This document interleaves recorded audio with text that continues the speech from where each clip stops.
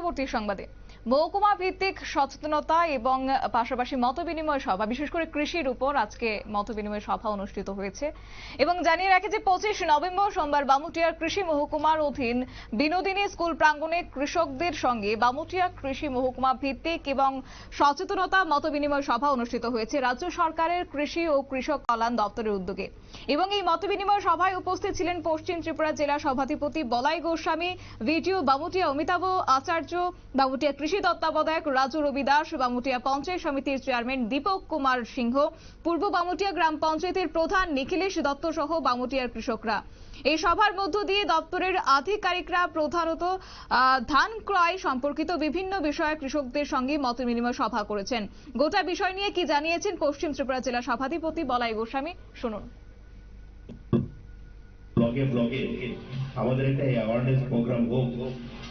সামনে রবি ফসল, বালিও আমরা তুলবো, ধানও আমরা কিনবো, কৃষকদের আরো অন্যান্য সুযোগ সুবিধা যেগুলি আমরা দিচ্ছি তাদের সঙ্গে একটা মত বিনিময় সভা হোক। আমরা সরকার থেকে পরিকল্পনা করছি, পরিকল্পনা করে কৃষকদের জন্য দিই, কিন্তু কৃষকদেরও তো বক্তব্য আছে, ওনাদের কাছ থেকে আমরা শুনবো। এই শোনা এবং সাহায্য করা, তার মধ্য দিয়ে আমাদের উদ্দেশ্য হচ্ছে যে প্রত্যেকটা জায়গায় কৃষকরা যেন ভালো থাকে এবং তাদের ফসল তারা ভালোভাবে উৎপাদন করতে পারে।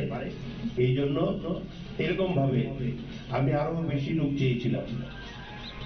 সত্যি আমি খুশি না যেভাবে কৃষকদের আমি ভাবছিলাম যে সমস্ত কৃষকরা আসবে, শুনবে এবং দুপুরবেলা আপনাদের জন্য খাওয়া দাওয়ার একটা ব্যবস্থা থাকবে। সেইভাবে আমরা একটা অ্যাওয়ারনেস প্রোগ্রাম করব।